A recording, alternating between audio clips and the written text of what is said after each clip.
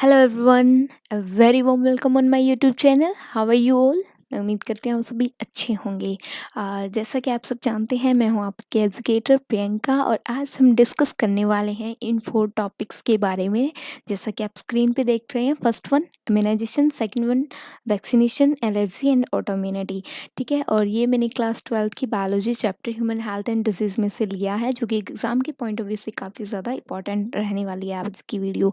सो बिल्कुल एक story form में हम सुनेंगे। The first of one we will talk about the हम बात करेंगे ऑटो इम्यूनिटी के बारे में। ये बहुत ही सिंपल टर्म है और आप कभी नहीं भूलेंगे इसे। कैसे? ऑटो इम्यूनिटी क्या होती है? ऑटो होती है खुद, इम्यूनिटी होती है मतलब खुद की इम्यूनिटी। इस टर्म के बारे में आपको पता होना चाहिए। ऑटो इम्यूनिटी का मतलब है खुद की सेल, मतलब खुद की इम्यूनिटी। अगर आपकी बॉडी, आपकी सेल खुद की ही बॉडी को नुकसान पहुंचाने लग जाए तो इस स्टेज को हम बोलते हैं ऑटो इम्यूनिटी। भी उसको कौन सी डिजीज हो गई है? Auto immunity disease. सेकंड हम क्या इसमें देखते हैं, फॉर एग्जांपल अगर मैं एक फैमिली एग्जांपल लूँ, तो जैसे कि एक फैमिली है, उसमें सब लोग रहते हैं। अगर वो आपस में ही एक दूसरे से झगड़ा करेंगे, ठीक है, एक दूसरे को हर्ट करेंगे, फीलिंग को हर्ट करेंगे, ठीक है, एक दूसरे की रिस्पेक्ट नहीं करते, ठीक है, और वो पहचान नहीं पाते कि कौन उनके अपने हैं, कौन बाहर वाले हैं। ठीक है, अपनों ने कुछ कहा, एकदम से गुस्सा मान लिया और बाहर वालों से जस्ट दोस्ती कर ली, बाहर वालों पे ट्रस्ट कर लिया। तो उस टाइम पे जैसे ये इसका नॉर्मल हैंड है, आप देख पा रहे हो इस फोटो में नॉर्मल हैंड है। ऐसे एक नॉर्मल फैमिली होती है, जब उनमें झगड़े होते हैं तो इनकी शेप बिगड़ जाती है। ठीक है, जैसे कि ये तो हैंड है, क्योंकि इसमें उसकी बॉडी की, जैसे कि कोई बॉडी है, बॉडी की इम्यूनिटी खुद ही नहीं पहचान पाती और वो अपनी ही सेल को अटैक करती है, ख़त्म कर देती है। उसी तरह से फैमिली में भी जब लोग एक दूसरे की फीलिंग को हर्ट करते हैं तो शेप डेफिनेटली जो है वो चेंज हो जाती है, जस्ट लाइक दिस हैंड। ठीक है, बट नॉर्मल कैसी होनी चाहिए? शेप ऐसी होनी चाहिए। जब ये डिजीज हो जाती है तो शेप कैसी हो जाती है? जैसे कि आप इस फोटो में देख सकते हो, थर्ड वन फोटो। ठीक है, सो आपने क्या समझा?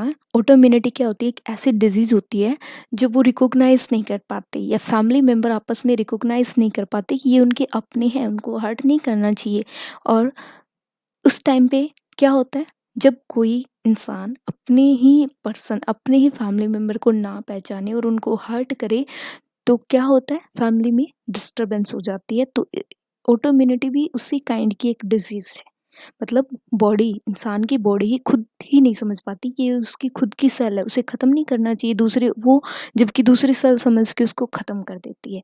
जब बॉडी अटैक करती है खुद की सेल को तो उसे बोलते हैं ऑटोइम्यून डिजीज़, और इस डिजीज़ को हम क्या कॉल करते हैं? ऑटोइम्यूनिटी। ठीक है, इसका एग्जाम्पल है रूमेटेड अर्थराइटिस। इसमें जोड़ों का दर्द आप मोस्टली एल्डर पीपल में देखने को आपको मिलता है। सो एग्जाम के पॉइंट ऑफ व्यू से याद रखेंगे, रूमेटेड अर्थराइटिस डिजीज किस टाइप की ये डिजीज है? तो ये है ऑटोइम्यूनिटी डिजीज।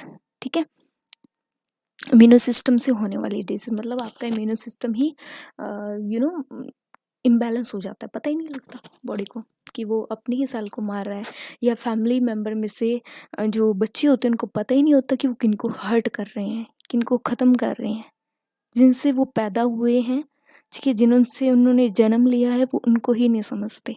ठीक है, अगर मैं प्रेजेंट एग्जांपल दूं आज के सोसाइटी में जो चल रहा है, सो आप इसे समझ सकते हैं। सोसाइटी में देखते हैं ना आप, बच्चे ही अपने माता पिता की रिस्पेक्ट नहीं करते। सो फिर थर्ड उनकी हालत कैसी हो जाती है? इस थर्ड हैंड जैसी। ठीक है, क्योंकि हमें भी याद रखना चाहिए, जहाँ पे आज हमारे पेरेंट्स खड़े हैं कल हम भी वहीं पे होंगे। ठीक है, if we don't give respect to them then definitely हमें भी रिस्पेक्ट नहीं मिलेगी। अगर हम किसी को रिस्पेक्ट नहीं दे रहे हैं, अपने माता पिता को नहीं दे रहे हैं, देन सेकंड हम भी जब एज ए पेरेंट्स होंगे तो हमारे बच्चे भी सेम काइंड का बिहेवियर हमसे करेंगे। ठीक है, सो लेट्स डू दैट, इसे छोड़ देते हैं, लेट इट बी देयर। अब हम बात करते हैं वैक्सीनेशन एंड इम्यूनाइजेशन के बारे में। ठीक है, सबको क्लियर है ऑटो इम्यूनिटी क्या होती है? मुझे नहीं लगता जो जिस तरह से तरीके से मैंने पढ़ाया आप भूलेंगे। वैक्सीनेशन एंड इम्यूनाइजेशन क्या होता है? वैक्सीनेशन क्या होती है? जैसे कि आपको लगी थी, लास्ट ईयर आपको पता है पैंडेमिक आया था, जब कोविड-19 के टाइम पे ऑल ओवर द वर्ल्ड जो है वो वैक्सीनेशन गवर्नमेंट के द्वारा फ्री ऑफ कॉस्ट लगाई गई थी। 3 टाइप्स की वैक्सीन थी ना, जिसमें से 2 टाइप्स की वैक्सीन गवर्नमेंट के द्वारा लगाई गई थी, कोवैक्सीन एंड कोविशील्ड। ठीक है, सबको याद है? सबने फर्स्ट एंड सेकंड डोज ले लिए? तो प्लीज़ कमेंट सेक्शन में येस और नो ज़रूर लिखिएगा। ठीक है, वैक्सीनेशन क्या प्रोवाइड करती है? एक मेमोरी देती है आपकी बॉडी को, मतलब कोई बीमारी होने से पहले ही समटाइम गवर्नमेंट ने कह दिया कि सभी वैक्सीन लगा लो, ताकि कोविड-19 का वायरस अगर आपकी बॉडी में जाए तो आपकी बॉडी, आपने पहले ही वैक्सीन लगा रखा है तो उस वैक्सीन में जो माइक्रोब्स है, जो एंटीबॉडीज़ है, उस वैक्सीन से आपकी बॉडी में एंटीबॉडी बनेगी, तो फिर एंटीबॉडी उस एंटीजन, उस वायरस को ख़त्म कर देगी और आपको बचा लेगी। इसलिए गवर्नमेंट ने कहा था कि सभी जो है अपनी वैक्सीनेशन लगवा लो, और हमने भी डर के मारे वैक्सीनेशन लगाई थी ताकि हमें कोरोना वायरस ना हो। ठीक है? सो क्यों लगाते हैं वैक्सीनेशन को? इससे हमारी बॉडी में एक मेमोरी बन जाती है, एक याद बन जाती है कि अच्छा, जैसे ही हमने कोरोना वायरस के प्रति वैक्सीन ली हमने, तो उस वैक्सीन को याद है कि उसे कोविड-19 को ही मारना है। ठीक है, अब उसने रूप भी बदल लिया है। अब आपको पता है BF7 नाम से अब एक और वेरिएंट के बारे में भी हम सुन रहे हैं, चाइना में काफ़ी हो रहे हैं ना केस। तो मतलब कुछ हद तक तो हमें प्रोटेक्ट करेगी, बट 100% किसी भी चीज़ का कोई क्योर होता ही नहीं। ठीक है, सो एंटीजेनिक प्रोटीन जो होते हैं पैथोजन में, उसमें कैसे मतलब वो वैक्सीन आपके मतलब एक्ट करती है आपकी बॉडी में। उसमें क्या होता है, वैक्सीन में एक्टिवेटेड और वीकेंड पैथोजन होते हैं जो आपकी बॉडी में डाल दिए जाते हैं थ्रू इंजेक्शन, और ये फिर जैसे ही आपकी बॉडी में वो डाल दिए जाते हैं तो उससे फिर एंटीबॉडीज़ बनती है। ठीक है, और वो किससे लड़ेंगे? जो डिजीज़ करने वाले ऑर्गेनिज्म है उनसे लड़ती है, उनको बोलते हैं पैथोजेनिक एजेंट। जब इनिशियल इन्फेक्शन होता है आपको, शुरू-शुरू में जब वो बीमारी होती है, वैक्सीन क्या करती है? जनरेट करती है, एक मेमोरी जनरेट करती है, बी और टी सेल्स। बी और टी सेल्स आपको पता है it's a type of WBC, जो कि एंटीबॉडीज़ बनाते हैं, और ये क्या काम करते हैं? आसानी से उस इन्फेक्शन को, उस बीमारी करने वाले एंटीजन को पहचान के उसे ख़त्म कर देते हैं। ठीक है, और ये वैक्सीन जो है वो एक टेक्नोलॉजी के हेल्प से जो है वो लार्ज नंबर ऑफ वैक्सीन जो है प्रोड्यूस की जाती है। ठीक है, उस टेक्नोलॉजी का नाम है रिकॉम्बिनेंट DNA टेक्नोलॉजी, मतलब नंबर ऑफ कॉपी बना दी जाती है। अदरवाइज आपको पता है इतने पूरे संसार में आप कैसे टीका लगाएंगे अगर इन टेक्नोलॉजी का यूज़ नहीं करेंगे, तो कैसे नंबर ऑफ वैक्सीन बनेगी, है ना? सो इस अप्रोच का यूज़ करके लार्ज स्केल पर प्रोडक्शन किया जाता है, जैसे कि आप स्क्रीन पे देख सकते हैं। जो पहले बनाई गई थी इम्यूनाइजेशन के लिए, हेपेटाइटिस बी वैक्सीन डेवलप की गई थी इस टेक्नोलॉजी की हेल्प से, और अब आपको पता है कोरोना की नंबर ऑफ वैक्सीन्स बनी है इस टेक्नोलॉजी की हेल्प से, और दूसरी PCR और इन सारी चीज़ों का जो है यूज़ किया जाता है। और अगर किसी को नहीं पता कि रिकॉम्बिनेंट DNA टेक्नोलॉजी क्या होती है, तो इस पे भी मेरी ऑलरेडी एक वीडियो बनी है, मेरे यूट्यूब चैनल पे विज़िट कर सकते हो आप। और ये जो वैक्सीन प्रोड्यूस की गई थी, यीस्ट से प्रोड्यूस की गई थी। क्लियर है वैक्सीनेशन क्या होती है? वैक्सीन अगर मैं शॉर्ट रिव्यू में बताऊँ आपको, इसका ओवरव्यू दूँ मैं आपको, तो ये क्या मतलब, आपको बीमारी होने से पहले जब टीका लगाया जाता है उस बीमारी से लड़ने के लिए, तो उसको बोलते हैं vaccination.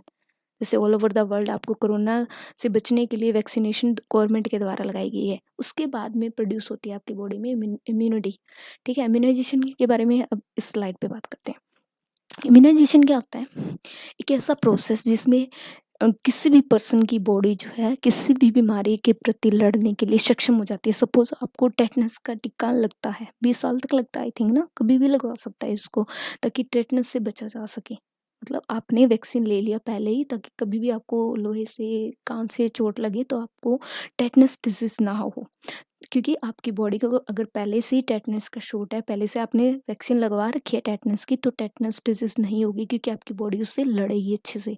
Resistant to infection disease typically by the administration of vaccine. ठीक है, क्लियर है? वैक्सीन से क्या होता है, आपकी बॉडी में इम्यूनो सिस्टम जो है वो एक्टिवेट हो जाता है। जैसे वैक्सीन लगती है बॉडी में, का आपकी इम्यूनिटी है वो मतलब बहुत ही इफेक्टिवली वायरस बैक्टीरिया से लड़ती है। 2 टाइप की इम्यूनिटी के बारे में आप पढ़ते हैं, एक तो एक्टिव होती है, एक पैसिव होती है। पैसिव आपको पता है, आपको अपनी मदर फर्स्ट मिल्क से भी मिलती है। पैसिव इम्यूनाइजेशन मैंने प्रीवियस वीडियो में बताया हुआ है, अगर नहीं आपने देखी तो वो पहले वो देख लीजिए। ठीक है, उसमें मैंने बताया एक्टिव पैसिव क्या होता है। एक्टिव इम्यूनाइजेशन में सपोज आपको जुकाम हो गया है, ठीक है, फीवर हो गया है, तो आप डॉक्टर के पास जाते हैं, डॉक्टर आपको टीका लगाता है। एकदम से तो फीवर नहीं उतरता ना, तो ये क्या होता है, स्लो प्रोसेस होता है। मिसल्स, मम्स में ये भी क्या है, एक्टिव इम्यूनाइजेशन जब इन डिजीज़ के प्रति दिया जाता है तो ये स्लो रिस्पॉन्स शो करता है, मतलब धीरे-धीरे वो बीमारी ठीक होती है, एकदम से नहीं ठीक हो जाती। पैसिव इम्यूनाइजेशन मतलब बीमारी होने से पहले आपके अंदर वो आपने वो चीज़ ली हुई है, आपने उस चीज़ का टीका लगवाया हुआ है, जैसे कि टेटनस शॉट के बारे में बात किया था, कोविड-19 वैक्सीन आपने लगवाई है, पहले से लगवा ली। आपकी बॉडी में के पास अब कैपेबिलिटी है कि अगर कोरोना वायरस आया तो वो आपको नहीं होगी, कोरोना नहीं होगा, क्योंकि आपकी बॉडी में पहले से उसके एंटीबॉडीज़ हैं जो बाहर से आए वायरस को जैसे वो आपकी बॉडी में घुसेगा उसे ख़त्म कर देंगे। ठीक है, तो passive immunization quick response show करता है, एक्टिव जो है वो स्लो रिस्पॉन्स करता है। डायरेक्ट कुछ जैसे कि आपको एग्जांपल अगर बताऊं, जैसे कि आपने देखा होगा कि किसी को स्नेक ने बाइट कर लिया, मतलब सांप काट लेता है उस टाइम पे, तो वो अगर उसी टाइम पे हॉस्पिटल चले जाते हैं तो डॉक्टर के द्वारा उसे एंटीविनोम दिया जाता है, मतलब उस जहर को मारने के लिए उनके पास पहले से ही एक एंटीबॉडीज उनके पास पहले से एक ऐसा इंजेक्शन होता है उनके पास जो उस जहर को ख़त्म कर देता है। मतलब उसमें क्या है, उस वैक्सीन में एंटीबॉडीज हैं जो वो जहर किसकी तरह काम करता है, एक एंटीजन। ठीक है, क्योंकि वो जहर हमारी बॉडी का तो नहीं था ना, वो स्नेक का जहर था जो हमारी बॉडी में आ गया। अब हमारी बॉडी के पास वैसे एंटीबॉडीज़ नहीं है, इसलिए हम डॉक्टर के पास जाते हैं, फिर डॉक्टर हमें इंजेक्शन देता है और इंजेक्शन में क्या होती है, एंटीबॉडीज़ होती है जो कि उस जहर में जो एंटीजन, मतलब जो बीमारी फैलाने वाले जो अपना जहर फैलाएंगे हमारी बॉडी में, उन एंटीजन को ख़त्म कर देते हैं। ठीक है, सो इन्हें बोलते हैं direct injection of performed antibodies. इनकी एंटीबॉडीज़ और इनके इंजेक्शन जो है वो ऑलरेडी बने हुए हैं, क्योंकि पहले जो है ह्यूज अमाउंट में पहले के टाइम पे, एंशियंट टाइम में लोगों की बहुत ज़्यादा डेथ हो जाती थी किसी भी एनिमल्स के बाइट करने से, मोस्टली सांप, क्योंकि बहुत ज़्यादा मतलब देखे जाते थे हर जगह फील्ड पे, तो ये किसी को काट लेते थे और उनकी डेथ हो जाती थी। बट अभी ऐसा कुछ नहीं है, गवर्नमेंट के पास अब हमारा देश जो है वो धीरे धीरे डेवलप हो रहा है, तो अभी हमारे पास फैसिलिटी है कि अगर किसी को काट जाए तो वो डायरेक्ट हॉस्पिटल जाए, ना कि झाड़ा डालने वाले बाबा के पास। ठीक है, मोस्टली लोग बिलीव कर लेते हैं, but I don't believe it. ठीक है, मैं इन चीज़ों पे विश्वास नहीं करती हूँ, बजाय मुझे लगता है कि आई प्रेफर कि उस पर्सन को जो है वो डॉक्टर के पास लेके जाना चाहिए। अब एलर्जी क्या होती है, एलर्जी भी बहुत तरह की होती है। ठीक है, सो नंबर ऑफ, पहले तो एलर्जी बोलते थे अगर किसी को खांसी जुकाम ज़्यादा टाइम तक रहता है, उससे उस इंसान को बोल दिया जाके तुम्हें जो है वो एलर्जी है, कोल्ड नहीं है, एलर्जी है। किसी को मौसम से हो जाती है एलर्जी, अगर मौसम थोड़ा सा भी इन्वायरमेंट में चेंज होता है तो उसकी बॉडी भी वैसा ही रिस्पॉन्ड करने लग जाती है। एलर्जी भी ऐसे ही है, मतलब बाहर के इन्वायरमेंट के प्रति अगर आपकी बॉडी सेंसिटिव हो जाती है तो उसे हम एलर्जी कॉल करते हैं। जैसे कि इन्वायरमेंट में आपको नंबर ऑफ चीज़ें देखने को मिली, जैसे इस फोटो में देख पा रहे हो ना, जैसे कि किसी को इंसेक्ट से एलर्जी है, किसी को फ्लावर से, उनके सुगंध से, खुशबू से, उनके पॉलन से एलर्जी है, किसी को दूध से है, एग से, किसी को गेहूं से भी है एलर्जी, आजकल देखने को मिलता है, क्या करें। ठीक है, हाउस डस्ट से, माइट से भी एलर्जी है किसी को, और किसी को स्किन की एलर्जी होती है, वॉमिटिंग, अस्थमा। ये सभी किसके टाइप हैं, एलर्जीज के टाइप हैं। ठीक है, सो बहुत तरह की, मतलब एलर्जी क्यों होती है, क्योंकि आपकी बॉडी बहुत ज़्यादा सेंसिटिव हो जाती है, या आपकी बॉडी का इम्यून सिस्टम काफ़ी ज़्यादा वीक होता है, तो उस टाइम पे आपको ईजिली इन्वायरमेंट में कुछ भी प्रेजेंट होता है उससे एलर्जी हो जाती है। इस टाइम पे एक एंटीबॉडी आपकी बॉडी में बनती है, उसको बोलते हैं आईजीजी। ठीक है, और जो एलर्जी करते हैं आपकी बॉडी में, जो धूल कण पार्टिकल आपकी बॉडी में एलर्जी करवाने के लिए रिस्पॉन्सिबल होते हैं, उसको एलर्जेंस कॉल करते हैं। सिम्टम आपको पता है, छींकना, आंखों से पानी बहना, running nose, difficulty in breathing, मतलब सांस लेने में प्रॉब्लम होती है। रीज़न क्या है, क्योंकि उस टाइम पे आपकी बॉडी में दो केमिकल रिलीज होते हैं, जिसका फर्स्ट वन नाम है हिस्टामिन और सेरोटोनिन। ये दोनों केमिकल जो है वो मास्ट सेल्स जो कि आपकी बॉडी की होती है उनसे रिलीज होता है, उस वजह से आपको एलर्जी होती है। इससे बचने के लिए डॉक्टर रेकमेंड करता है anti histamine, adrenaline and steroids देता है, ताकि क्विकली से आप उस एलर्जी से आराम मिल सके। ठीक है, और आपको पता है, this is the light slide.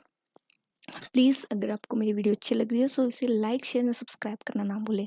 ठीक है, इम्यूनो सिस्टम, आपकी बॉडी का इम्यूनो सिस्टम किसे बोलते हैं, जैसे कि हम बायोलॉजिकल सभी लिविंग हैं, सो बायोलॉजिकल स्ट्रक्चर और प्रोसेस किसी भी ऑर्गेनिज्म की बॉडी किस तरह से किसी भी इन्फेक्शन से, डिजीज से लड़ती है, उसे बोलते हैं इम्यूनो सिस्टम। जैसे कहते हैं ना, उसकी बॉडी वीक है, वो रोज़ ही बीमार हुए रहता है ना, उसको डेली बीमार रहता है। और किसी की बॉडी मतलब स्ट्रांग होती है तो वो साल में 1 या 2 बार ही बीमार होता है। मतलब उसकी बॉडी किस तरह से रिस्पॉन्ड करती है बाहर के पैथोजन, बैक्टीरिया, वायरस से। ठीक है, जैसे कि फॉर एग्जांपल मैं बताऊँ, मेरी सिस्टर है, वो बहुत रेयर ही बीमार होती है, उसे साल में 1 या 2 बार ही फीवर चढ़ता है, जबकि मेरी इम्यूनिटी एज़ कम्पेयर टू थोड़ी वीक है। ठीक है। स्ट्रक्चर जो क्योंकि इम्यूनिटी सिस्टम का मतलब होता है कि आपकी बॉडी की सेल खुद की और दूसरे की सेल को पहचानने में सक्षम होती है। मतलब जो बीमारी करने वाली एंटीजन है, अगर उसको आपकी बॉडी पहचान लेती है और ख़त्म कर देती है, दैट मीन्स आपकी बॉडी स्ट्रॉन्ग है। अगर वो पहचान नहीं पाती, दैट मीन्स आपकी बॉडी वीक है।